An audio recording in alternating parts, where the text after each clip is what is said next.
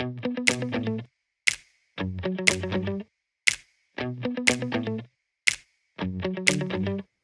got cool music playing.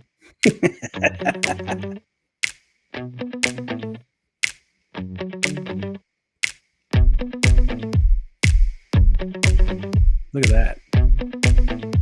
Everybody can hear me saying this on the show too, so I'm ruining it.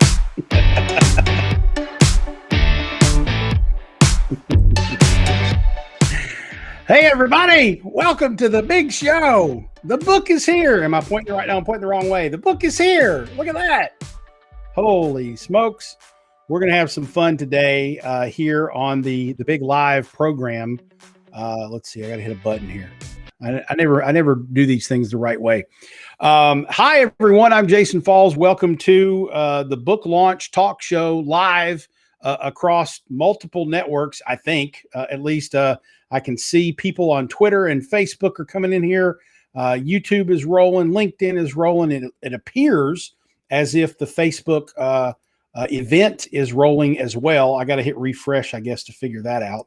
And then I believe we're live on Amazon Live as well. And if we are live on Amazon Live, that's super cool. And I'm happy to see that. It looks as if we are. Yes, we're live on Amazon Live. So I'm going to hit watch now so that I can see your comments as they come in during the show over there on the Amazon Live. What do I got to do to make that play? It's not playing. Well, I'll check it out in a minute. At any rate, Winfluence is officially out. It is launch day. And I don't know what that means because Amazon shipped it, 18 days ago. I got my copy right here on February 5th. So I'm assuming the publishers tell people don't put this on the shelves until February 23rd, and Amazon does what Amazon wants to do. I think that's how that works. So I don't know what launch day means, but they told me this was the day. So that's the day we're having the show, and we're going to have some fun today talking about this wonderful thing. I'm really concerned about the Amazon Live thing's not working, but oh well, we'll see. If it doesn't work, it doesn't work. At any rate, I've got a cast of characters coming by to talk to you today we're going to ask them some questions. We're going to learn a few things. We're probably going to goof off and be funny and silly, and that's going to be fun. And we're going to end up with the big highlight of the show. No offense to my other guests, but I know everyone is waiting for the big finale. Mom is coming on the big program, so that'll be fun. First up, though, is the first person up in the book, and that is the person who wrote the foreword to Winfluence, Reframing Influencer Marketing to Ignite Your Brand. That is David Meerman Scott. David, hello. How are you? Jason, I'm doing great. Look what I got in the mail yesterday. It's awesome. It looks great. Congratulations, my friend. And you're always a pioneer. I didn't even know there was such a thing as Amazon Live. Doesn't matter whether it's working or not. The fact that you found it and you're working it, that says a lot about you, Jason. It's something. I think if I'm going to hit the go live button on my phone, so I'm probably going to be broadcasting in a couple different places. I'm probably screwing it up, but it is pretty cool. And if it is broadcasting on Amazon Live, you can click on wherever the books are. I've got Fanocracy is up there, and the New Rules of Marketing and PR. Terrific. And so tell me a little bit more about Fanocracy and how that's going. I know that's it's going great, actually, going great. We hit the Wall Street Journal bestseller list. I just in the mail got the Italian version of Fanocracy, which is awesome. And the Korean version of Fanocracy just published. I haven't gotten my copy yet, but looking forward to that. And it was so much fun to write with my daughter. Today is her birthday. She turned 28. Oh, cool. So happy birthday, Reiko. Reiko is now an emergency room doctor at Boston Medical Center and treating COVID, as a matter of fact, which is interesting.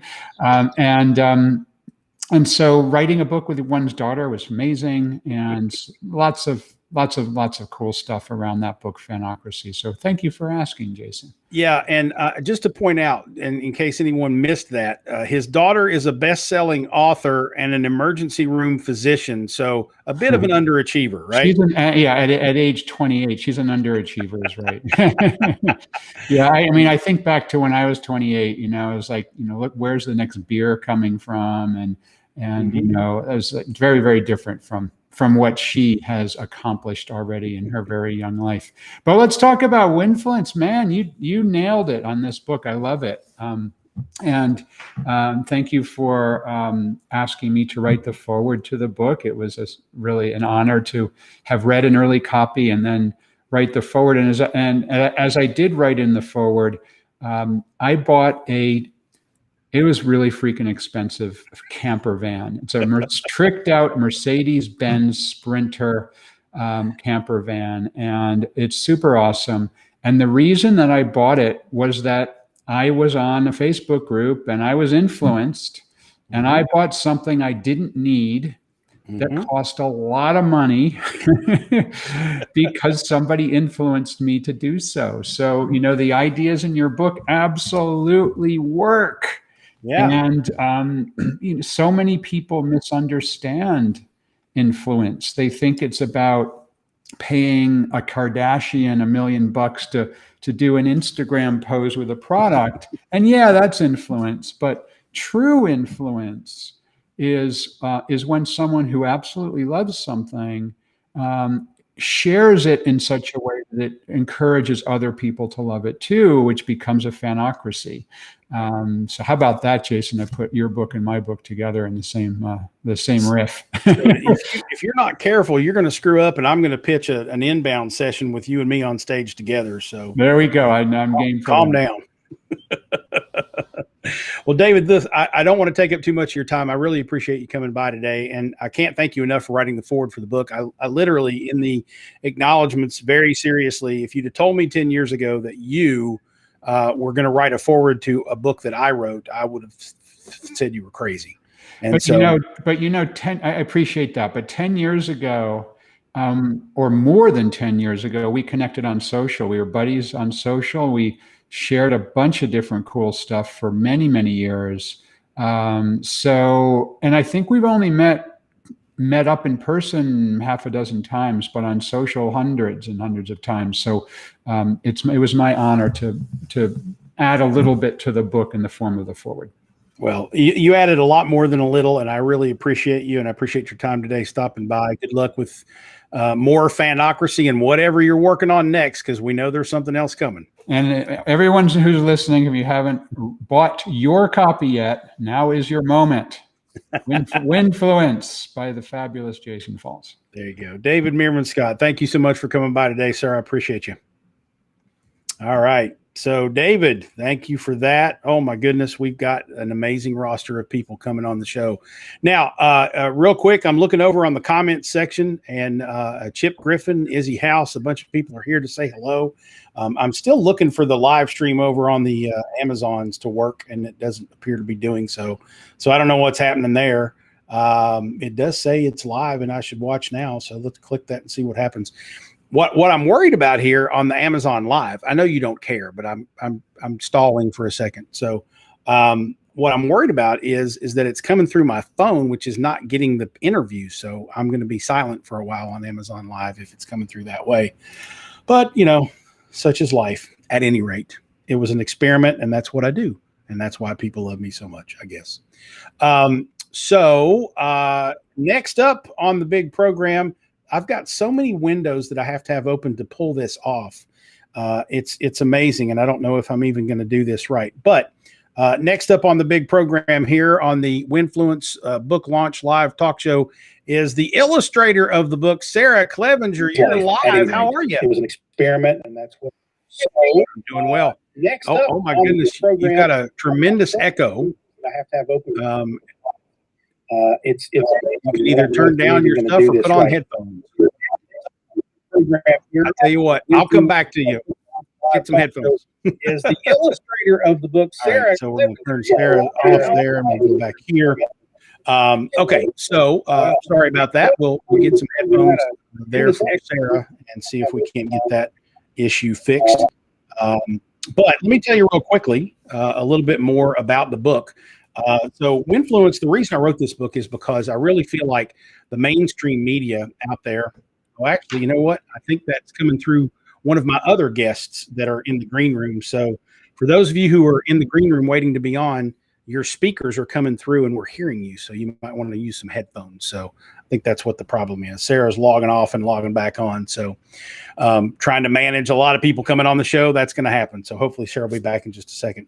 So the reason that I wrote this book, just so in case you don't know and haven't heard me talk about it, is that I feel like the mainstream media often sort of prejudices us a little bit against influencers because as witnessed in the HBO documentary Fake Famous, when they tend to report what's happening in the influence marketing world, they tend to look at influencers as ineffective and superficial and all that good stuff. And I know that to be not the truth about most influencers. It's true about some, sure. But so I kind of had this idea and this thought that if we looked at influence marketing instead of influencer marketing, that frames it a little differently for us because we think of it in a much more broad way of how do I influence? What's the strategic approach here to accomplishing that goal? It's about the action, not the channel, the influencer, the noun. It's about the action. And so that was the impetus for the idea to write the book. And I was, fortunate to, pound this out, and it's now officially live and out there for you to purchase. If you see it in stores, please let me know because I haven't seen it in stores yet, but I'd love for you to snap a picture of Winfluence in the wild and send that along to me or post it on the social networks there and tag it #Winfluence so I can see that. But today's obviously the launch day. So I wanted to bring a bunch of people here to the show to talk to you about that. And we've got a bunch coming up. So Sarah will be back here in a second, and she was the illustrator for the book. I was proud to have her and her art in the book. She did a really nice job with all of those. Josh Sneed, my comedian, funny man, buddy, he will be here in a bit as well. And as will Tabitha Hawkins, who is with the Association of Influencers and Content Creators, one of the sort of trade associations, if you will, for influencers and folks like that. Erik Deckers, holy crap, the co-author of my first book, No Bullshit Social Media. I will tell you that I was 98% of that and he was 2%. He will say the opposite, and we'll have fun arm wrestling over that. Christy Samus, who leads up Clever, the influence marketing agency out in the Bay Area, is going to join us as well. Wilson Camello will be here. He leads up Camello Communications in Orlando, and I think they have an office in Connecticut as well. But I want to get into a conversation with him about the wonderful – somebody's got a dog. I want to get into a conversation with him about the world of influencers in the Latin and Hispanic community, because that's something that I think we need to be aware of.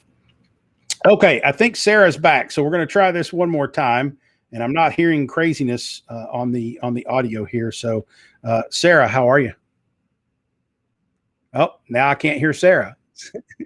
she's having some troubles. Okay. Well, if you want to try to join us a little bit later on and see if you can get your mic to work, that's great. But I'll show off your beautiful art. Here's one thing she did. This is something I can show everybody. This is the Winfluence Priority Scorecard, and that beautiful thing right there is something that that Sarah did for us, and it's basically less of an illustration and more just take Jason's chart and graph and make it look pretty. But she did a bunch of the illustrations for the books and we can talk about the Influence Priority Scorecard a little bit later on in the program as well, because I can walk you through what you use this for. You basically find the influencer that you're trying to prioritize for your brand, and you give them scores in all these little topics, add them all up, it comes up to a score, and then you can prioritize the influencers that you're working with. And that is something that is in the book and that you can have for your very business, your very brand, and your very influence marketing world. So there you go. Okay. You know what? It looks like we have my schedule, my run of show is already amok for lots of different reasons. But before we go any further, I think it's probably high time that we had a little laughter brought into things. So I'd like to welcome my good buddy Josh Sneed to the show. Josh, how are you? Hello, my friend. I can't wait. What kind of laughter are you bringing? Well, you're bringing the laughter. You're the comedian. I'm the guy who's going to listen to your jokes. So that's why you're here. My jokes. Do you have your jokes? This is your show. The description of your show online says, preview the new book and see who Jason can make laugh so hard that they pee themselves. So I came into this expecting to be entertained by you. Well, you are going to be entertained by me, perhaps, but I'm not the funny man. Although I will thank you for getting a good shave for the big show today. That was nice of you. Yeah, actually I did shave. That's what's sad is this is me cleaned up in the COVID era. So until I leave this basement and start going out in public again, this is as pretty as I get. Okay. Well, and how pretty is, that's generous. If I'm being honest, like you should be happy that I put on a hat. Like that's where I'm at with trying right now. Very good. So now people who know you from the stand-up comedy circuit probably don't know this about you. And then I would think people who maybe don't know you from the stand-up comedy circuit are missing out, and they also don't know this about you.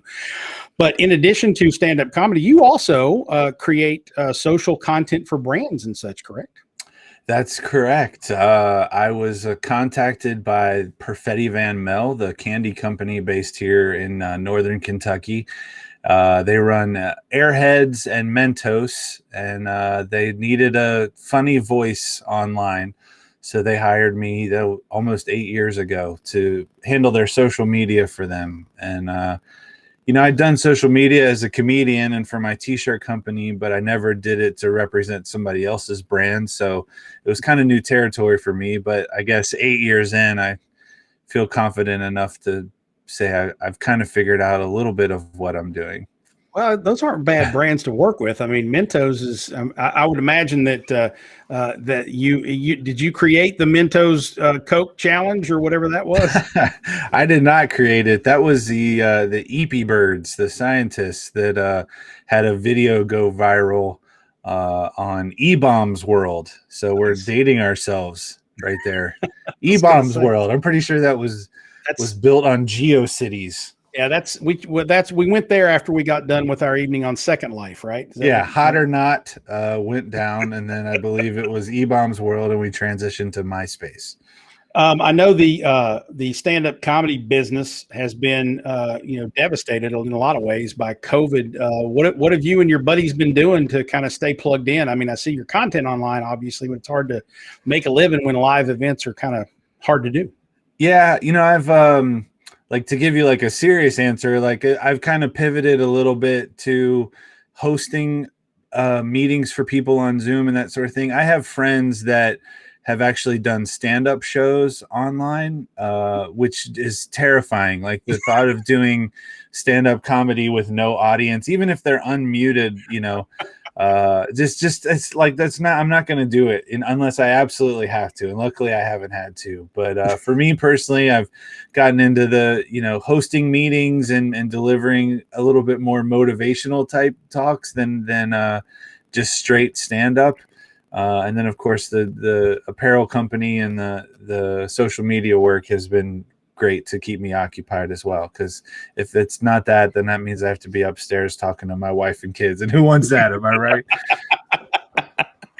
Well, unless you are, Jerry Seinfeld or Ron White or, one of the big names these days, you almost have to have a lot of irons in the fire to be a professional performer of any kind, whether you're a comedian or a musician or whatnot. So good on you for, looking out all those years. Tell everybody a little bit about Cincy Shirts. I love that. I love your company there. Oh, thank you, man. Well, Cincy Shirts is one of the brands that we run. It's our biggest brand here in Cincinnati. We have 2 brick and mortar stores, and it's basically just a tribute to all things Cincinnati, past, present, and future. And we've taken that concept and turned it into another website called Old School Shirts. So if you're not from Cincinnati, you could go to oldschoolshirts.com and see maybe your city and some of the cool designs we've come up with. And we've acquired licensing for NCAA schools and Major League Baseball and MLS soccer, and got a new brand for that we just launched. So like I said, we're keeping busy. Plus I don't mean to steal your thunder, Jason, but I did want to plug my new book that I just wrote this morning. and it's called How to Sell Products Using an iPhone and Cute Children, Even Though You Have to Use #ad when you post, by @JoshSneed. Running social media for Perfetti, I have gotten a big taste of the influencer game, and I see the people that just have an Instagram account and a lot of followers that I'm not sure are real followers, and then the people that clearly know what they're doing and that are doing it right, which of course is the category that you fall into. So as someone who manages social content for major brands, I want to thank you for putting out some honest content and like doing things the right way. And I say that sincerely. I mean, we're friends, but I really respect what you do and how hard you work. And I'm really happy for you that you got this book out, man. Well, thank you. I didn't expect my comedian friend to bring me to tears. So, and you haven't, but I appreciate that. Don't be funnier than me, or I'm not going to come out when you do your next book. Well, Josh, thank you so much. I appreciate your time and appreciate what you do. Love that we're friends, and I can't wait to see you back out on the road again, man. Absolutely, man. Congrats again. All right, Josh Sneed, everybody. Thank you for that, Josh. I got to hit buttons to make shit work around here. Sorry. Oh, did I swear on my show? My bad. That's all right. Mom's in the green room. She can't yell at me. All right. So, by the way, if you want to buy the book and you're on Amazon Live, which I think it's working on Amazon Live, I can't tell. Actually, no, now I can. It is working on Amazon Live. How about that? So if you're on Amazon Live today, you can actually click either, I think right down here is the Winfluence book. You can click on it and purchase. You can also, I've got a couple of other books in the little carousel there. Think Again by Adam Grant, which is one that I'm listening to on Audible right now. And I've got No Bullshit Social Media, my first book, and my co-author Erik Deckers will be in here in just a minute. And then, as I mentioned earlier, Fanocracy and the New Rules of Marketing and PR by David Meerman Scott are in the carousel, though. So I knew I was going to mention them probably on the show today. So you can actually, if you're on Amazon Live, you can click through and purchase those. If you're not watching us on Amazon Live, I would love for you to go over there and follow me on Amazon Live, because now that Amazon has a live thing, I'm trying to build a little bit of an audience there. I'd love to have you follow me there as well. However, for those of you who are not on Amazon Live, or even if you are, I'd rather you buy on Amazon, though. You should.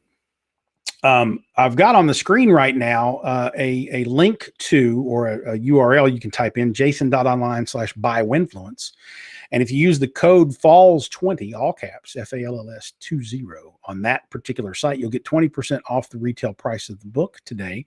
And that's just my thank you to all of you for coming by and spending some time with us. So jason.online/buy Winfluence. The code is FALLS20. I'll throw that up a few more times before we're done here. So it looks like Amazon Live is working. Looking over at the comments, I'm seeing Chip and Izzy are like, they're always there on the Digging Deeper show on Tuesday mornings. They're here today. Honored you guys would come by. Daryl Sweeney says, congrats, brother. He's here. Scott Townsend is in to say hello. I was on Scott's podcast not too long ago. Good show for you guys to listen to, whether it's my episode or not. And so check that out. So great to see everybody in the comments today. And things are flowing here on the Winfluence, the book launch live talk show, or whatever series of words in whatever order you need to put those in to make it make sense. Okay, let's talk a little bit more influencer stuff here.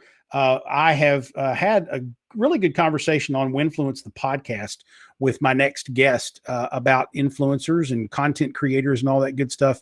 And I thought she would be great to bring on the show today to talk a little bit about more what's going on in that world. Tabitha Hawkins is with us today. Tabitha, how are you? Hi, Jason. How are you? And are you back in Texas, and how are things? So I am in Texas, and we were not significantly affected.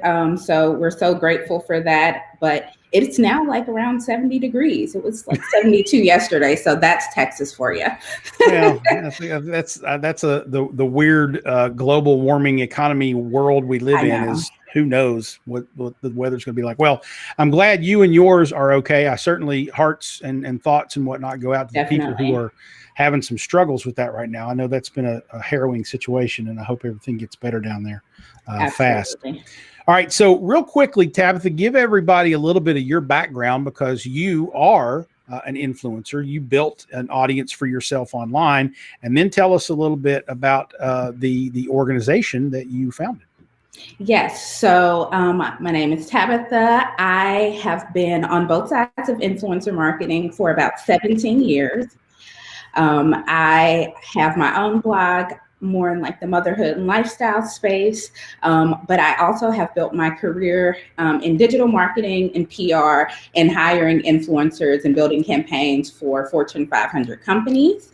I've worked with Disney, Marvel, Skype, Sephora, anybody you can think of, I've been there, Hilton. And so I founded the Association of Influencers and Content Creators because working on both sides, I've often found myself like kind of like towing the line in corporate spaces where they're like, hire us some influencers, or, you know, just send them some free lotion. And I'm like, that's not how it works. So I like to think of myself as a person who really likes to create like kick-ass content. And create really great campaigns for companies, but also to really advocate for influencers. You know, for a long time, brands have thought of influencers as, let's pay you, we'll give you a tweet, or you give us a tweet, you post a picture on Instagram, and that's it. And what I wanted to do with the Association of Influencers and Content Creators is to really, you know, bring to the top of mind that influencing is a job. People, you know, they invest in creating and building their skills. They create fantastic content. And over the pandemic, we've seen a lot of brands really start to recognize that and say, okay, you create wonderful videos, wonderful, you know, photography, and your audience is so engaged. How can we use that?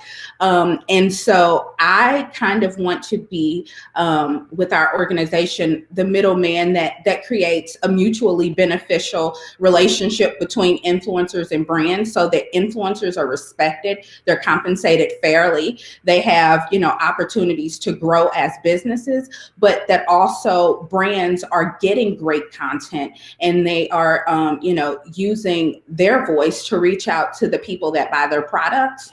And so it's been kind of an interesting last 12 months, just because, you know, brands didn't realize how bad they needed influencers until they couldn't put on their own photo shoots, and, you know, until they went fully remote. And so I just, like I said, I kind of bridge that gap.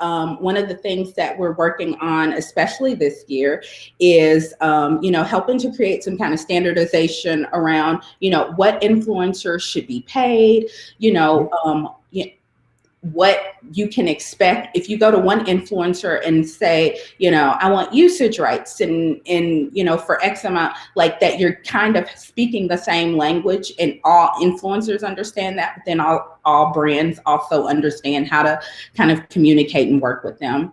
Sure. And then recently I kind of started as the director of digital marketing for a brand called ModeSense.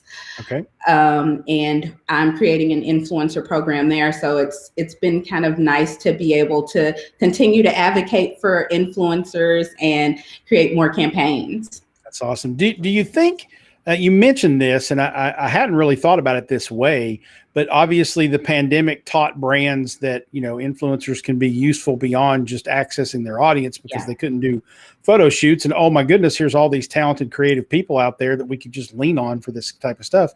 Do you think that the pandemic may have that sort of silver lining for content creators out there, that brands now look at them differently? I think so. I think, like I said, you know, brands were very used to, you know, planning their own content and doing their own photo shoots and, you know, kind of putting their own campaigns together. And a lot of that was kind of affected by the pandemic and not being able to do that. So I think what they did is they started to kind of look out at influencers who create really great content and say, okay, how can we leverage that? And how can we kind of build the bridge and fill the gap with stuff we're not able to do for ourselves? And so I think that I've seen a shift, and there's a lot more respect there between brands and influencers these days. That's good because I think most of the people who have been following me the last couple of weeks know that I've been on kind of a tirade about the fake famous documentary on HBO, and I one of the impetuses for writing this book was that the mainstream media has a tendency to portray influencers in a negative light, and that might be 10-15% of the influencers out there. The rest of them, or the rest of us, if you will, are roll up our sleeves, hardworking content creators who have built a community of people around what we do. Why do you think it is that the mainstream media doesn't get it? Are they jealous that a lot of these influencers have more followers than the media companies that pay their salaries, or is it something more than that?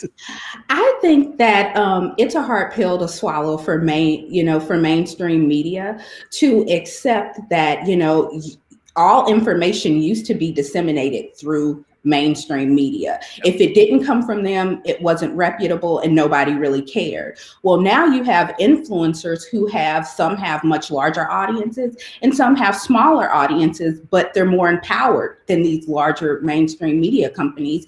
And I think that there is a little bit of a fear that we're stealing their thunder, and that, we've created this, kind of rabid fandom around people actually knowing us, respecting us, and believing the things that we're saying and valuing our opinion.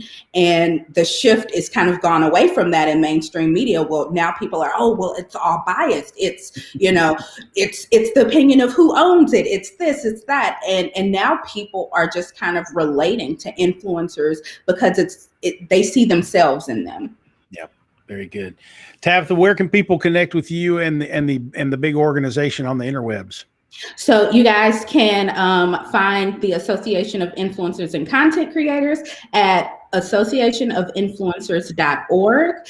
You can find me on Instagram, Facebook, LinkedIn at Tab Hawks, TABHAWKS. And thank you so much for having me, Jason, and congratulations on your book. Well, Tabitha, thank you for coming. I really appreciate you being here. And I had a great time getting to know you when we did the podcast episode, which I hope people go listen to. And it's great that we have a connection because I love the way you think, and I love we have a lot in common in how we see this world. So thank you for being a part of the tribe here. Thanks for coming by. Thank you so much for everything you're doing, Jason. And I can't wait to see you just be a huge success. This book is going to really kill it. Thank you. I hope so. Thanks, Tabitha. I appreciate you. Tabitha Hawkins with the Association of Influencers and Content Creators. Go check them out on the big interwebs. Looking over on the comments, say hello to a few people out there. John Steyert's pissed at me because he could have saved 20% before he bought his book. So Steyert's in Philly. So here's what I'll tell you, John. If we meet up in Philly, or if we meet up in Louisville, I'll buy you a beer to make up for the 20%. If we meet up in Philly, I'll buy you a bee because I won't be able to afford the full thing in the Philly there to get that 20%. So John Steyert, thank you for stopping by. Josh Sneed's dropping links to the book in the comment section. I think they got it, but thanks, Josh. I appreciate that. And Matt Soul is here. He's listening in while working in another tab. Attaboy, don't completely derail your Tuesday to hang out with us. That's approved. Oh, Julie Moore just jumped in and said, congrats. I'm proud of you. That's my girlfriend. So she's watching in on the Facebooks today. So thank you, Julie. I appreciate it. Love you too. All right. What else do we got? The Amazon Live thing apparently is hiccuping or something. I don't see that anymore. I don't know what's going on over there. Maybe I'm limited to a half hour or something. Who knows? But obviously we seem to be, the trains keep running on the Facebooks and on the Twitters and on the YouTubes and on the LinkedIns. So I'm glad that all of you are here and enjoying the program. And now the program is about to probably take a side rail off the tracks because the co-author of No Bullshit Social Media is here with us, Erik Deckers. What's happening, brother? Not much. I think the term is derailed. We're about to derail this. Erik has this bad habit, everyone, of correcting my grammar and English and all that stuff. And so heck with him. It's because I'm right. Yeah, whatever. I'm right all the time. Except Apparently, yesterday. Somebody just chimed in and said, Amazon Live's not broken. I hit the wrong button. We were on a black screen for a while. So sorry, everybody. But when it was actually appropriate, because I thought about bringing Erik on and putting him in black screen, because I can't let him overpower the handsome on this side of the screen, Yeah. right? Well, I've got a face for, what do they say? Face for radio, voice for newspaper. Exactly. I've heard the face for radio before. The voice for newspaper I hadn't heard. I think I made that up. You may have. You make a lot of stuff up in lots of ways. So tell me about what you've been up to lately. I know you had your first novel fiction work published not too long ago. So tell us about that. So yeah, it was actually spring of 2019. My book Mackinac Island Nation came out. I self-published that, and I've been promoting that. I've also been working on a sitcom with my wife Tony, and we have shot a couple of mini episodes with some actor friends of ours, and Tony has formed a production company with an entertainment lawyer, and we're getting ready to shop all these episodes plus several scripts out to some of the different streaming services. Well, how about that? That sounds amazing. I think I talked to you guys about that not too long ago. I assume the pandemic put a little hiccup in that whole plan. Yeah, we had to. We were actually going to record the full pilot and use that as our submission package.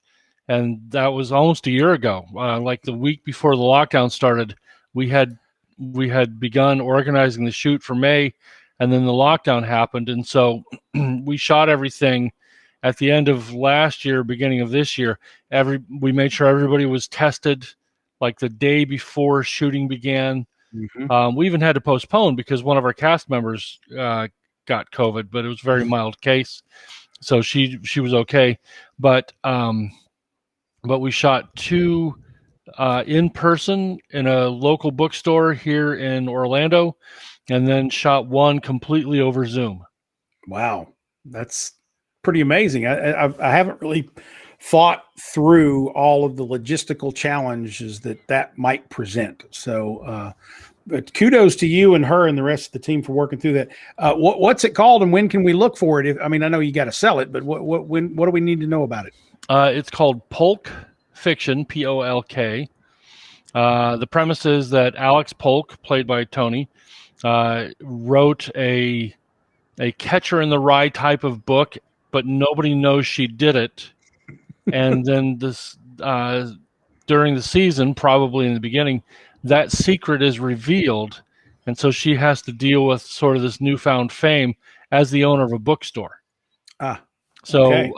When we can see it, I don't know. We're shopping it around. We hope to have it in front of all these different streaming services this year. And if everything goes well, we could be shooting next year.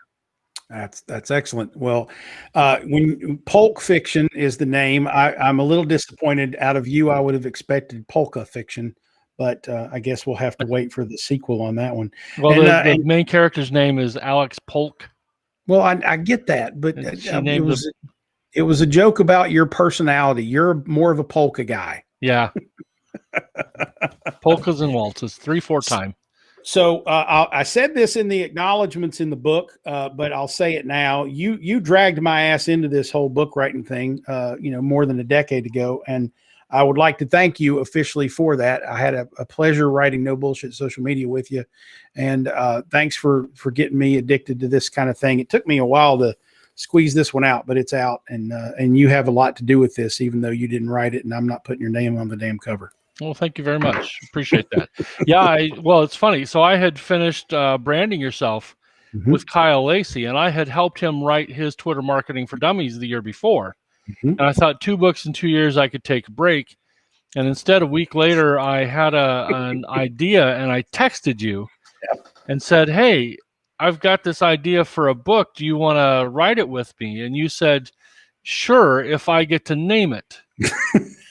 And I said, "Blame it on me." What do you want to call it? You said, "No Bullshit Social Media." I said, "I like it. Let's run it past Pearson or Q and see what they say." And the funny thing was, so if you remember, they they said, well, we're okay with the title, but we're not so sure Barnes and Noble will be. Yep. So you guys need to come up with some other examples of book titles with swear words in it that, that we can say, look, you're already selling books this way. And so we found like the No Asshole Rule.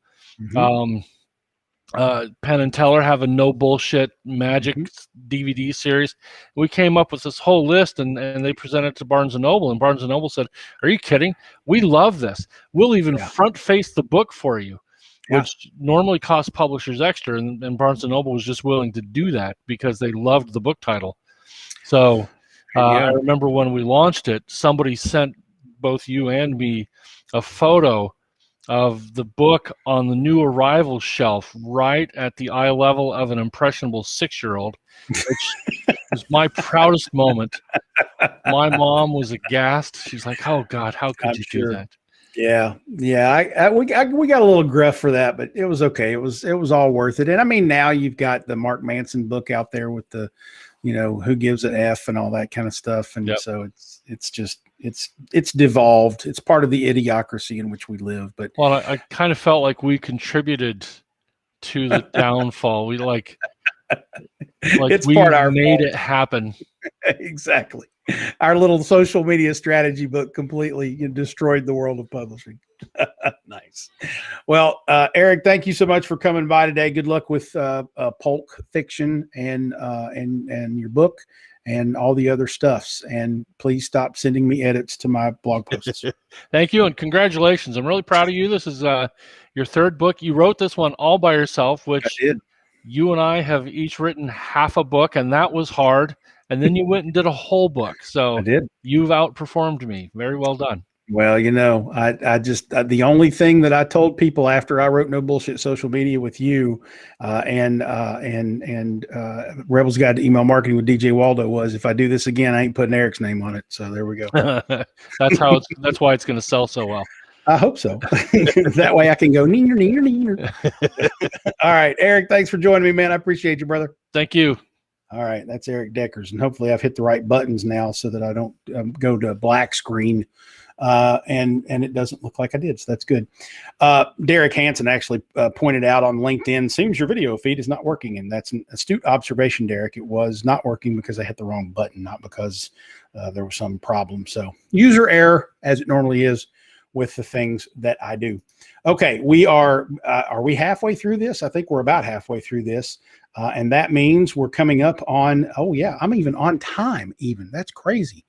I'm on time to bring my next guest to the table. I have interviewed her on Winfluence, the Influence Marketing Podcast as well. She was one of the first the 5-pack of launch episodes back in September.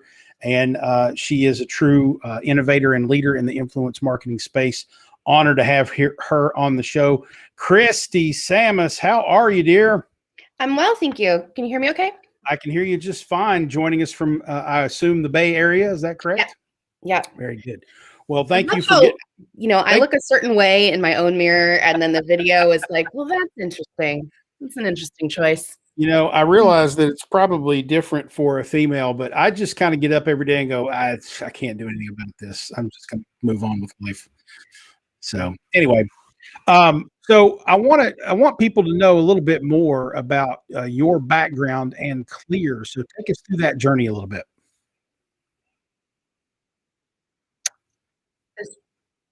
Oh, there's an echo there. Somebody's echoing through. It's probably, I don't know what it is. Go ahead and talk and it'll go away, I hope. So let's see. I started blogging in 2005. And I was just writing about my life. It was funny. Well, I like to think it's funny. And I then attended a conference, the Blog Her conference, because apparently blogging was a thing. And it was, it was in my neck of the woods. It was in San Jose. It was pretty affordable. And Arianna Huffington was the keynote speaker. And I was like, well, let's go see what people are blogging about. And I went there, for the content, but when I walked in, my background is in marketing. I've been in marketing my whole career. At that time, I was running internal communications for Walmart.com. But I get to this conference, and the first thing I see is General Motors is there, and they're like, "Do you want to test drive one of our convertibles?" And I was like, "Well, my license expired like 5 years ago, but sure." And so they're like, "Well, just sign this waiver." And so, I've been at the conference for like 45 minutes, and I'm already like tooling around town in this cool convertible, and all the bells and whistles are going off in my head, saying like, this is really interesting that GM is here talking to women who blog about having, and I was single and childless at the time, so I wasn't like part of the mommy blogging group that was up and coming, but it was just a really seminal moment for me, saying like, okay, this is really interesting that these brands want to talk to these women. So then I went and worked for BlogHer and ran their conferences for the next 3 years, because I was really into this as a concept. And a lot of what I did was, figure out ways for brands to work with specifically within the conference, but how to bridge that because brands have no idea how to talk to individuals. This was very, very new. So this is 2005, 2006. So, this was really new, and the women who were writing about being a mom had no idea why, GM wanted to talk to them, and they didn't know how to talk to each other. And so obviously that's changed quite a lot in the next, in the intervening years. But as a result of my experience there, I founded a company along with my partner. We founded Clever. Well, it's now Clever. It was Clever Girls, to specifically fill that gap, to be an agency that helped brands find the influencers, but also, kind of be the middleman. Sounds, not great, but that's for a long time. And even now, brands still have a tough time figuring out who to reach, how to reach them, and what to do with them. We need, now it's, when we started Clever, influencer marketing wasn't a phrase. Like, it wasn't a term. We didn't know what to call ourselves. We didn't know how to explain what we were doing. Obviously, we figured it out and wrote influencer marketing for dummies. So back even a few years ago. So obviously we're here now. That's my background. And then I helped found the Influencer Marketing Association. Right. So yeah, I've been in this space since it started. Yep. And you have really been a leader in it. I mean, obviously, starting out when you did at Walmart, you've been in a position where you could have some influence based on kind of where you were and who you worked for, but then you obviously earned the influence on top of that, just from your activity in the business. I wanted to ask you, I've been, ranting for the last couple of weeks about Fake Famous, the HBO documentary, and the mainstream media portrayal of influencers is one of the reasons why I wrote this book. I wonder if when a brand comes to you and you're looking at an array of influencers for them, or maybe they bring you a list of, hey, here are the influencers we really like. What do you look for, and how do you find that information? What tools are you using, or what data are you trying to triangulate to figure out which ones are going to be the right investment versus the ones who aren't? That's a really great question. And, that's why the brands come to us. It absolutely depends on what the brand is trying to achieve. And I mean, that sounds like marketing 101, but it really is like what the brand is, what their messaging is, what their values are, what product they're selling, how they're selling it really impacts who the right person is going to be. Because, for all the fake famous crap out there and there are bad actors. Of course, there's bad actors. There's bad actors in every segment of marketing and, and life.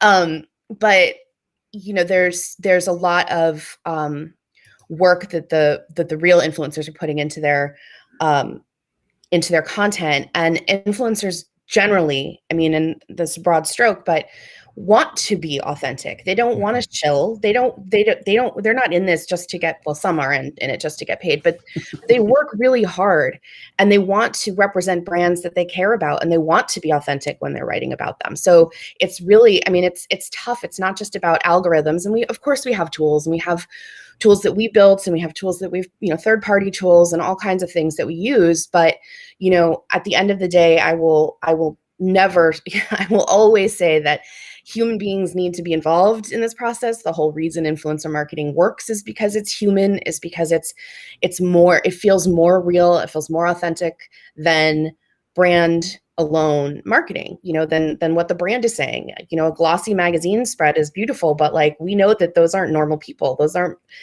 models. Those are people who got paid lots and lots of money to look like that, versus, this woman who I follow, who's sitting in her living room.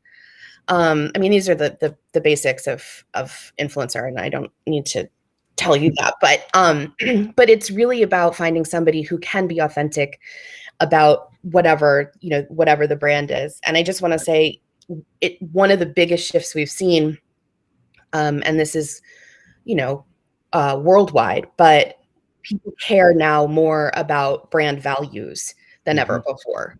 Yeah. People and brands have always shied away from politics, but everything's political in some way or fashion, and influencers and vice versa. And brands are looking out for, influencers who share their values. So that's new, where we're actually able to say words like that, like, oh yeah, you can't actually support cuckoo banana theories on your, on your Instagram feed and then talk about this, this protein drink. Yeah, 2020 has definitely had a profound effect on how everything in that regard works, and I think probably for a good way. And one of the main points that I talk about in the book, and I know that you probably work with your clients on, is that brand alignment. You're not going to partner with an influencer who doesn't look and feel right to your brand, because that's not going to work no matter how genuine they are. But the ones that do have that alignment are the ones that typically do a good job for you. Christy, where can people connect with you on the interwebs? Well, I'm very loud and active on Twitter. I'm one of the holdouts all these years later. I've been on it for, I think, 12 years now, which is crazy.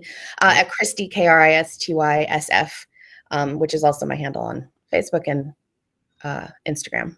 That's awesome. Christy, thank you so much for coming by today. I interviewed for you for the book. There's some really good quotes in there from Christy about things, so be sure to look for her, I think, in chapter 14. But I really appreciate your time, and thanks for hanging out with us. Thank you so much. All right. That is Christy Samus of Clever. So look her up, Christy SF on the interwebs. Real quickly, we're moving right along here. We're getting close to the last half hour of the show. I know everybody's anxious to see Mom. I'm sure she's as anxious to see you as you are to see her. And I'm not anxious about either one of those things, but that's how it works. But I want to make sure that you remember that you can go online today and buy Winfluence. It is now available all over the places, jason.online/buy Winfluence, and the code Falls20 to get 20% off if you buy directly from entrepreneurs. Some of you are watching over on Amazon Live, and you can buy right there. I've got that carousel set up, so the book should be, I think, right down here below this book, which I'll get off the screen now. And you can just click there on the Amazon Lives, buy the book right there. It's currently available in Kindle and in paperback version. And I believe you can go ahead and sign up for the Audible, credit to get the book when it comes out, I think early April. And it is narrated by one devilishly handsome fat man with a beard. I get to narrate the book myself, which is pretty awesome. So I'm excited about that. So for those of you out there who love the Southern accent, my little twang, you get to hear it for 15 or 16 or 17 chapters. How many chapters is this damn thing? I don't know. I wrote a lot of stuff there. It's 320 pages, I think. So there you go. All right. We have another great guest in line for you here. I have talked to him over on Digging Deeper before, and we had a great conversation there. And I'm honored to have him here on the show. Wilson Camello from Camello Communications is with us. Wilson, how are you, my friend?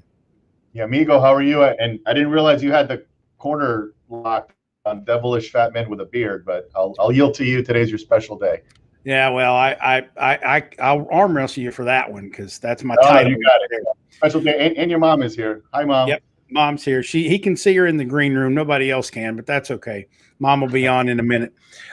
So, Wilson, I wanted to talk to you specifically about influence marketing in the Hispanic and Latin community. I know your agency sort of specializes in multicultural marketing, and I think for a lot of businesses and a lot of brands, just that entire world is something that is an afterthought, which it shouldn't be. But certainly I think in influence marketing, when we're working with brands, on a big scale and saying, okay, we've got to reach all these consumers, there's not only an entire universe of, either Spanish speaking or bilingual or just the Latin cultural audience out there that some marketers don't think of, and they certainly should. And so I wanted to talk to you specifically about influencers in that world. Tell us a little bit about what people are missing out on if they're not paying attention to that world. Yeah, well, I appreciate the opportunity, Jason, and I'm glad you're thinking much broadly because I know for you it's not an afterthought. Clearly, inviting me shows that, and it's not going to be an afterthought for long. You see my presentation where by 2042, whites are going to be the minority in this country, and so the general market is quickly shifting, and so we can't think general market anymore as what the census calls non-Hispanic white, because there is this mix, and in the multicultural market, and you asked me specifically about the Hispanic market. Is culture is important, just like you said, and so we're working with influencers where language really is secondary. We're really looking at who are they reaching and targeting.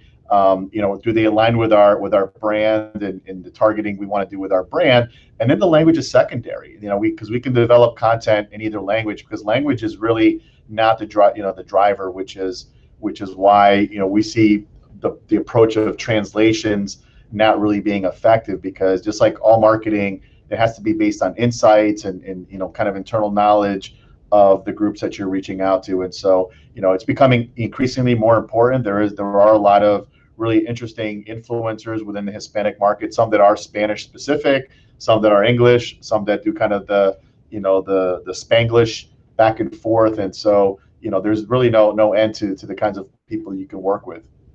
Well, and I've always been amazed too when I've looked into Latin American content creators out there, for lack of a better description. I've always been impressed not only with the volume of the ones that are out there that have tremendous audiences, follower counts and whatnot, but the engagement in the Latin American community tends to be a lot more intense and a lot more real than it does in others. I guess that's a cultural thing where it's, people who are seeing content that appeals to them from that cultural perspective are going to be much more excited about it. But it's a really vibrant community. The influencers out there really do have a stranglehold on their audiences, which is great.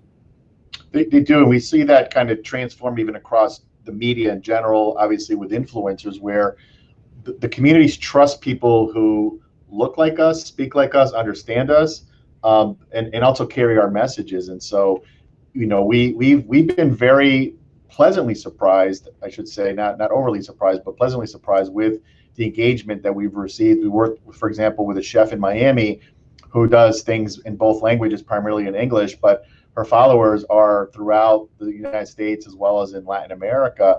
The other thing that's kind of interesting, Jason, is we're seeing some influencers here that are crossing over even to Latin America. I mean, you can't go to Latin America without anybody knowing about a Gary Vee, for example, and other people. So we are seeing some of the mainstream U.S. folks, kind of reaching over and engaging with the Hispanic market because they see that growth both here and abroad. Well, and engaging with the Hispanic market is one thing, but engaging with them in a way that they find acceptable is another. What are some quick tips that marketers who are not Hispanic need to think about when they talk about approaching that particular audience, so that they do it in a way that's appropriate and they don't get sort of burned? It always starts with what we just talked about, which is language is secondary, meaning whether it's English or Spanish. Look at that as a secondary thought, not your primary thought. Secondly, is look at whether their reach is within the United States or into Latin America, because there's a big difference between those in Latin America. Like I'm very different than my cousins back in Colombia. So even though I was born in Colombia, I grew up here. So we go through this process of acculturation where we kind of have 1 foot in each culture, and it's a privilege that we have that our European counterparts that immigrated to this country didn't have, right? Because technology allows us to stay much closer to home. Transportation, I can jump on a plane and be anywhere in Latin America in 2 hours. So there's a lot of reasons why we've held on to our culture much more than any other immigrant group before us, even if we're not holding on to our language, because according to Pew, by our third generation, just like every other immigrant group, we're almost primarily English dominant. So language is critical, and then this acculturation piece is critical, because the U.S. Hispanic is vastly different than who we are kind of in our native country. So I would say those two things. Excellent stuff, Wilson Camillo. Where can people find you on the interweb, sir? Camillo Communication, or look me up on LinkedIn under Wilson Camillo. And I give a lot of presentations, a lot of talks. I love sharing my knowledge and trying to help prepare people for 2042, because it's coming whether you're ready for it or not. Wilson, thank you so much for your time, man. Great having you on the show. My pleasure. And I just bought 5 books. I'm going to share them here with some of my staff. And congratulations again, my friend. I'm really, really proud of you. Awesome. Thank you, sir. I really appreciate you, man. And let me know what they think. I want the feedback too. We'll do that. All right. Thanks. Wilson Camillo, ladies and gentlemen. Awesome dude. He actually gave a really nice presentation to the folks at Cornett on multicultural marketing, and helped bring some wisdom to us on the topic. And I've had him on Digging Deeper before, and definitely wanted to have him here to talk to all of you today. Real quickly, jumping over to the comments before I bring on my agent. Gary Krebs is here. He's up next, so stay tuned for that. Most people don't believe I have an agent, which is why he's here, because I got to prove it. But at any rate, Joy Hawkins asks, Jason, can you post your guests' contacts when this ends? Absolutely. I'm going to put the embed of the video and all the contact informations and links and stuff on jasonfalls.com after this is all over. So just stay tuned to the stream. You'll see that. And JC Hutchins says, devilishly handsome indeed. Attaboy. Back me up there, Kentucky man. And so there's that. So, I say this in the book, and I'll say it now as well. About a year ago, it was more than a year ago now, a year and a half ago or so, Gary Krebs calls me out of the blue and says, it's about time you wrote a book. And I think he had seen some stuff that I had done for Marketing Profs, and knew that I was, writing some stuff on influence marketing. And he kind of stuck his foot up my rear end and made me do this. So, Gary, this is all your fault. Welcome to the show.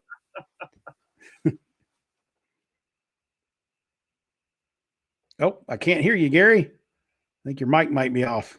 I'm clicking mic.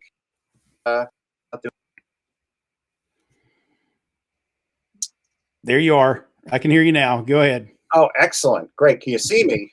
I can. I think it was just a little waggle in the internet there. You're on now. You're good. Okay. Yeah. So I'm still getting the foot out of your butt. But you did give me a great gift. I got your autographed copy of the book, Winfluence. Boy, does it look great.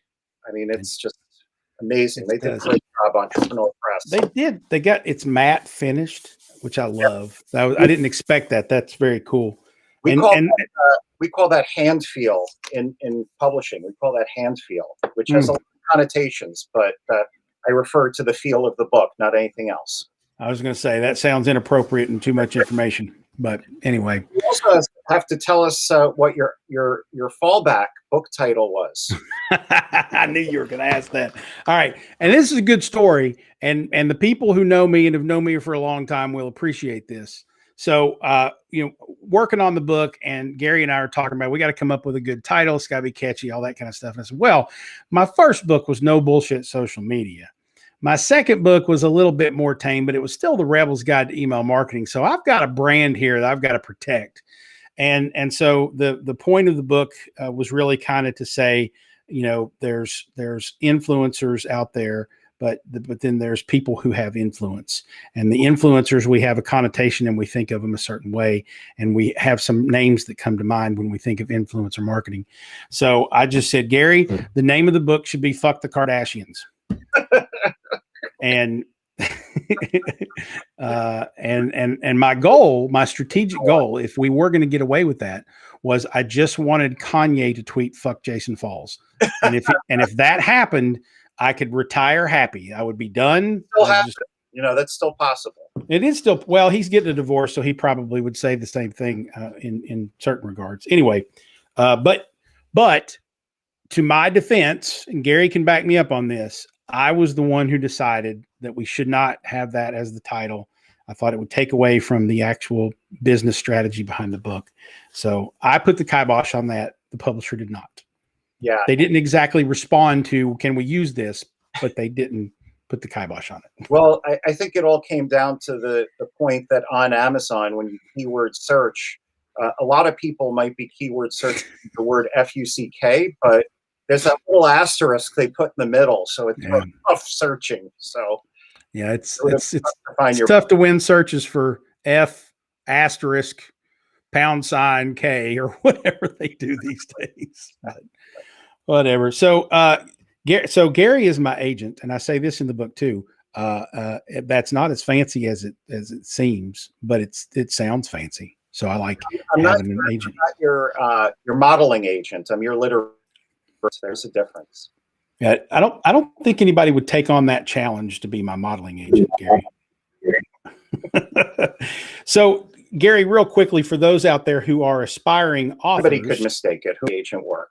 Exactly. So, for those out there who are aspiring authors, tell me or tell them what an agent does, and do they need one, and how do they get one? It's not absolutely essential that you have an agent. There are a lot of publishers out there who are happy to talk to authors. The trouble is that you have to get to know which editors are looking for what properties, what categories they acquire in. And that takes a lot of research and a lot of work. And it's not as if most editors advertise that they or need to advertise. Some might be out there, some might not. And there's also a correct way to approach a publisher. There's also a correct way to approach an agent. The thing is, you don't want to go too hard to a book publisher, and you don't want to use all kinds of exaggerated phrasings when you approach them, like, oh, this is going to sell better than the Bible or anything like that, because you lose a lot of credibility. So what an agent does, an agent theoretically knows the editors in the publishing business, what publisher would be amenable to your book idea, and also what editor might be interested at that publishing house. The agent knows what trends are selling at the moment, what publishers are looking for. And then the hardest part of it for everyone around is for the agent to actually shape the book proposal with the author. And that there's a real art form to writing book proposals. And even with the greatest book proposal, it's not a guarantee that it will sell to your publisher of choice or get you a big advance. It's a tough industry out there. Having an agent does get your name out there and gets you a better chance of getting to the right editor. Well, and I appreciate you being mine, and I will tell you that he's right on that book proposal. If you can write a book proposal, you can write a book because they're roughly the same length. And it's hard work, and so often I'll work with authors who may have a platform and may have a good book idea, but as soon as I tell them they have to write a 70-page book proposal, they run the other way. They're like, no, I don't want to do that. Yeah. I think there's more research in the first 5 pages of the book proposal than there are in the first 2 chapters of the book, quite frankly, because you got to make the case for there's a reason people would want to buy this. And so you got to convince people that are spending a lot of money. I mean, you think about it, to print, let's say they do 5,000-10,000 copies of a book, right? They got to pay people to edit it. They got to pay for the printing, all that kind of stuff. Then there's distribution costs. It's a couple $100,000 out of the gate just to have a book at a major publisher. And so they're investing a lot of money in you. So you got to be serious about going after it. There's the actual cost, and then there's the resource cost that publishers face.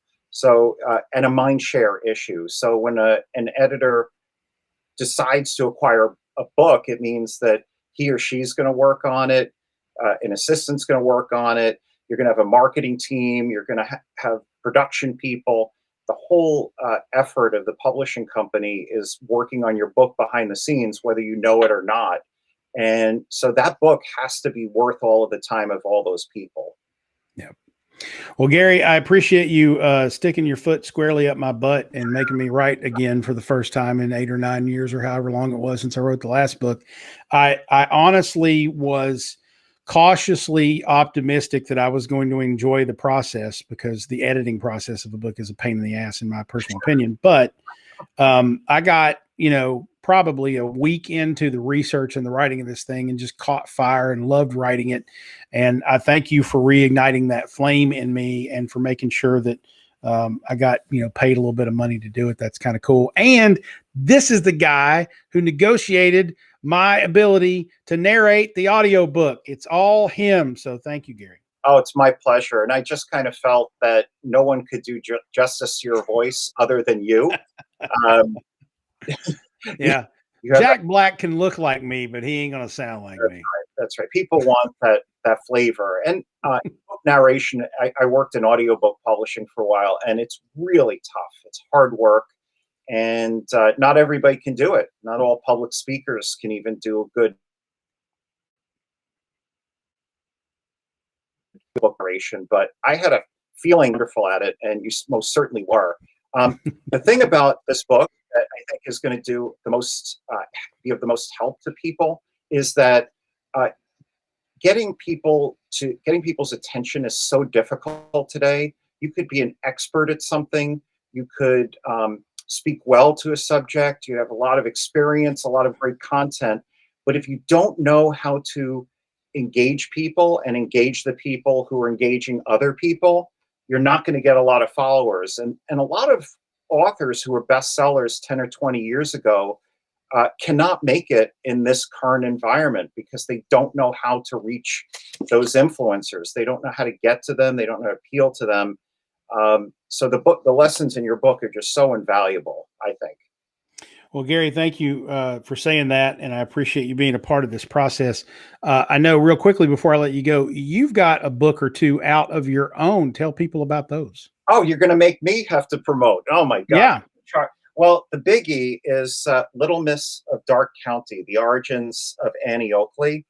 And it truly is an origin story. It's historical fiction, and it's about a little-known chapter in Annie Oakley's life when she was young Phoebe Ann Moses.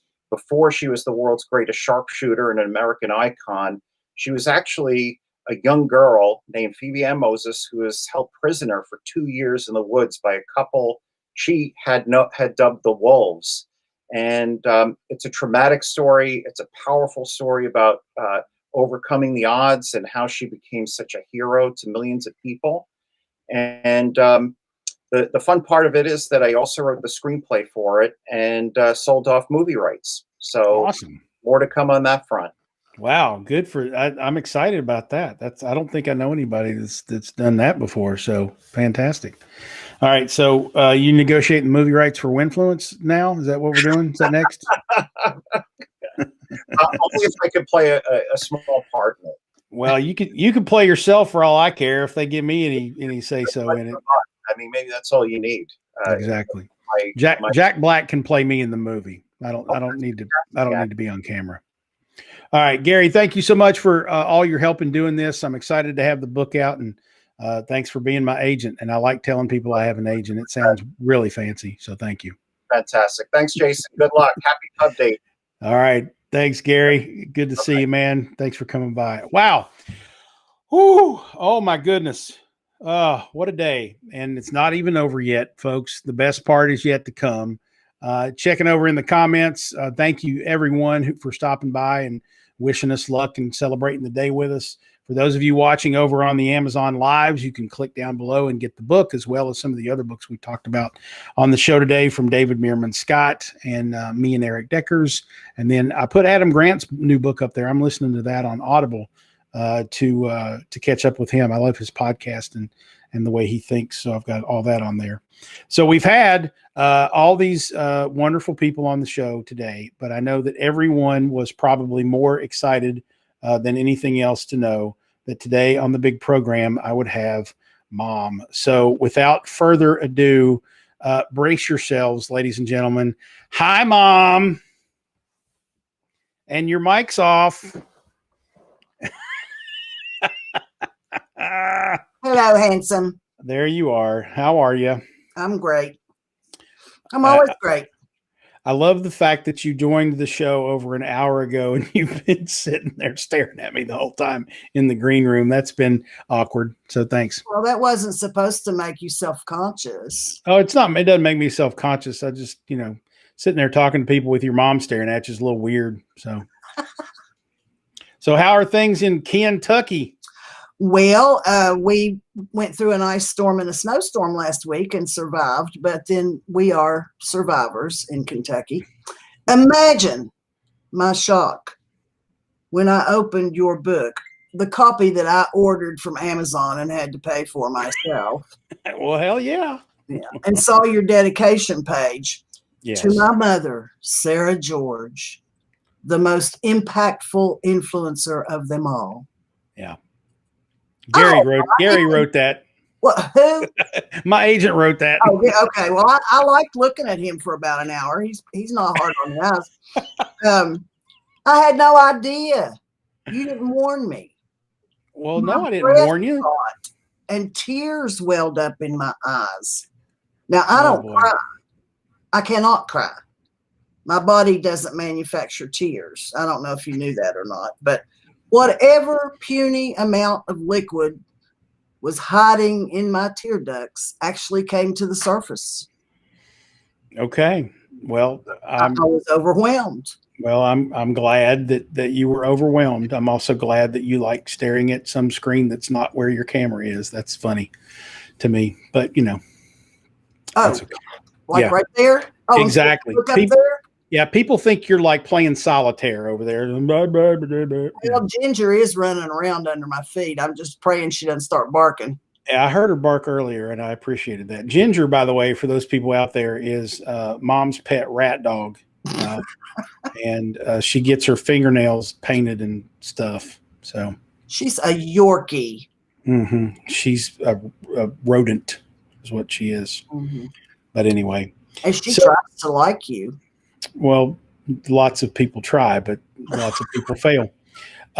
So I want to ask you a question because I don't think everybody knows that you actually, I get some of this communications nonsense from you.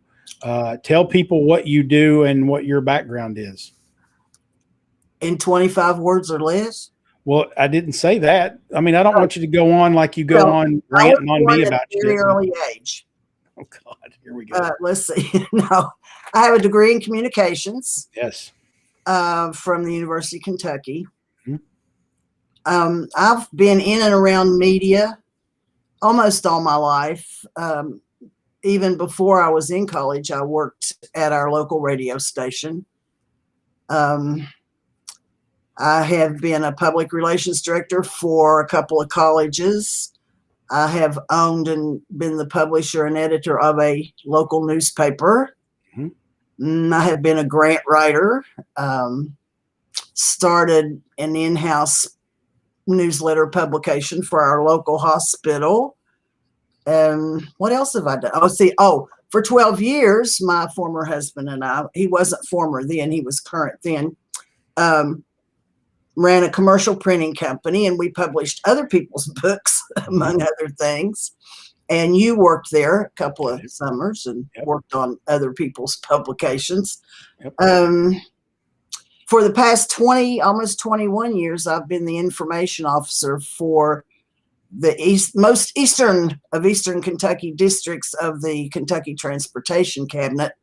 And I've done everything there from establishing a news service to doing an in-house newsletter for employees and on the side, I have been the editor of probably 15 to 20 books for other people. Right. And probably her most proud editing jobs have been ripping the shit out of the stuff that I ask her to proofread. Well, but now you have an agent, so you don't need me anymore. He doesn't edit. I got editors for that. Professional editors. That's true. That's true. I have access. Well, you're you're editor of a newspaper, and the books I've been paid for it. Yes, if that's what makes you professional. Well, you're a professional, but you're my mom, so I think that brings a healthy degree of bias to all that stuff. Mm-hmm. Yeah, I can tell some stories too. I'm sure you will. Izzy House says woohoo, by the way. Oh, Izzy's one of my favorite people. I'm so glad. She didn't know you were my son. Isn't that funny? That's how I design things, Mom. Oh, well, me too. She is a fellow information officer for the Kentucky Transportation Cabinet. Yeah. And she's a regular on Digging Deeper in the crowd. And she loves all things space, as in outer space. Very good. Which, yep. And most people She would consider be me on Mars right now if they had let her go. well, most people consider me to be a black hole. So that's probably why she likes my show. Mm-hmm. All right. So we were talking not too long ago about the family legacy in publishing. You've edited a couple books, but tell other people about the other peoples in our lives that have done this type of thing. Well, my mother, I suggested to her, she was, my mother had several serious medical issues, which didn't prevent her from working full time and in her own business. She was an accountant and teaching Sunday school for 37 gazillion years and singing in the choir and being the chairman of the county water district and whatever else she did. But anyway, she had a lot of little stories to tell about her various hospital visits or inpatient hospital visits. So as part of her therapy, I suggested that she combine all these into a little book of brief essays, and she did. And it was called RX : the punctuation mark, T but no sympathy. And that was my grandmother. I called her Geike, and which I'm sure there's a long story there. But well, that's the name you made up for her when you first started talking. Right. And I was the only person that called her Geike for a long time. And then my uncle married a woman with 2 children already. And then they proceeded to have 3 children. And then mom got remarried and had twins. And all of a sudden, I went from being the only grandchild to one of 8. And that sucked. That's when you started going downhill. Yes, exactly. Because you were no longer the center of the universe. I know. And so then I turned to this bullshit to be the center of some universe, not necessarily but some universe. I knew that you were destined for greatness, but I didn't know exactly what type of greatness. I held my breath for a few years, but when you were 3, we lived in a 2-story house. And it was living room, dining room, kitchen downstairs, 2 bedrooms and a bath upstairs. And I was in my bedroom folding clothes and putting clothes away or some such deal. And you were in your bedroom. And when a 3-year-old gets quiet, parents, as you know now, since you are a parent, when it gets too quiet, you wonder what's going on. So I yelled to you, Jason, what are you doing? And you said, I'm playing with myself. Well, I had to check that out. Actually, what you had done is you had taken the drawers on your chest and pulled them out to form steps. And you had walked up to the top and you were sitting on the top of the chest playing with some Matchbox cars. Okay. Well, thank you for clarifying, because that was going to leave everyone with a very, very horrific thing to that was visit. when you were 3. Now, when you were 4, we came home. I had picked you up from the babysitter one afternoon. We came home and you took your socks and shoes off in the living room. As I was walking through the dining room to the kitchen, I said over my shoulder, Jason, take your socks and shoes up to your bedroom. And you said, no, Mommy, I'm not going to, because I don't want to. And furthermore, I don't want to hear any more about it. Well, I've been that way my whole life, apparently. Well, it was a good thing I was already in the kitchen, because I didn't know whether to burst out laughing or spank you. I'm sure if I had been a little older, I would have gotten a face full of fingers at that point. Correct. But when you were 6, I don't think I've ever told you this one. Here we go. When you were 6, you didn't go to kindergarten. You stayed at Model City Daycare until you started first grade. At that time, kindergarten was only half a day anyway. So when you were in first grade, you were 6, Jerry Waddell was your first grade teacher. Yep. Well, I actually have two stories here.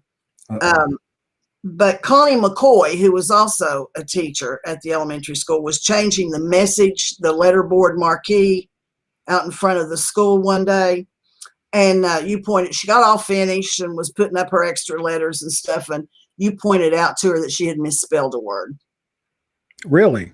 Mm-hmm. Which word? I don't remember. Huh. Did she actually misspell it, or was I wrong? She had to go back and fix it. Oh, wow. I didn't realize I did. I've never. The other Jerry Waddell story I have, and I didn't know this story for years and years. Waddell told me this. Well, he's passed on to glory now, as we say in the mountains, but probably 10 years ago, he told me that you all had show and tell one day, and everybody brought toys or whatever, they wanted to show the other members of the class. And Kelly Van Hoos brought her Barbie doll. And she didn't, as most first graders have lost teeth or are losing teeth or whatever. She talked because she didn't have her front teeth, and she went up to his desk and she said, "Mr. Waddell, Jason cut the boobies off my Barbie." You had taken your scissors and cut the booblets off her Barbie doll. Wow. And so I asked Jerry what happened and how did he punish you? And he said that he told you that the next day you could either bring her a new Barbie doll or bring him enough money for her to buy a new Barbie doll. And you brought him the money, and I still can't figure out where you got it. Oh, who knows? I don't remember any of that happening, but and you didn't immediately submit me to counseling to make sure I wasn't. Well, I didn't know about it when it happened. I didn't know about it till you were probably 40.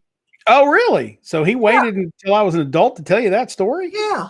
I mean, I love Jerry Waddell, but that's a bad sign. He should have made sure that I wasn't on a path to becoming a serial killer or something. Well, I think he thought that this was a one-off. So, well, he probably just intimidated the serial killer out of me because he was he was not. He was a great teacher and a good man, but he was intimidating if he needed. Well, he was a large person. He was, and he had a piano in his classroom, and you all used to sing, "Oh, wish I was an Oscar Mayer wiener." You all sing the commercials and things. Okay. Well, I think we've devastated everyone's Tuesday far too much to keep this going. You know what? When I read your books, I find out things that I've actually, phenomena I have observed or things that I have been doing, but I didn't know what they were called until I read your books. Oh, For example, base rate neglect. Yes. Yes. Yes, that's in there. Yes, I could tell you a lot about base rate neglect, but I didn't know it had a name. Yeah, well, it does. And that's what doing research will do to you, because I wouldn't have been able to tell you what it was 9 months ago. But I could tell you about it, but I couldn't tell you what it's called. But well, I'm very proud of you, son. Well, thank you very much. And I appreciate you raising me. I appreciate your body sense of humor. Well, that's don't tell unusual. my Sunday school class, okay? I won't. But you never cared for my sense of humor when I was growing up. Well, it's more acceptable, if you will, on someone nearing 50 than it was on someone nearing 15.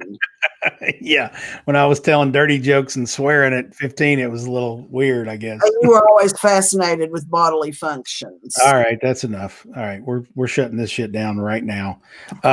Sarah George is her name. She's my mom. Thanks, Mom. I love you. I love you too, baby. All right. She's never called me that ever. Anyway. That's as painful as I expected it to be. She told the story of me cutting the boobs off Kelly Van Hoos's Barbie doll. Wow. You're welcome, America. All right. We got to go back to work. It's 1 o'clock. The show's over. Go buy the book. It's Winfluence. Here's the thingy. Jason.online/buy Winfluence. Code is Falls20 to get 20% off. Or if you're on Amazon Live right now, then just click the book's down here. I think go buy the book. Thank you so much. The Amazon reviews are open. And so if you have the book, when you get ready when you're done reading it, please go put a review on there. Those are helpful. Thank you guys so much. This is great to be here. It's been great to have. Thanks to all my guests for coming, except Mom. That was embarrassing. I really appreciate you guys. Thanks for stopping by. I'll see you either on Winfluence the podcast or over on Digging Deeper on Tuesday mornings at Team Core Net.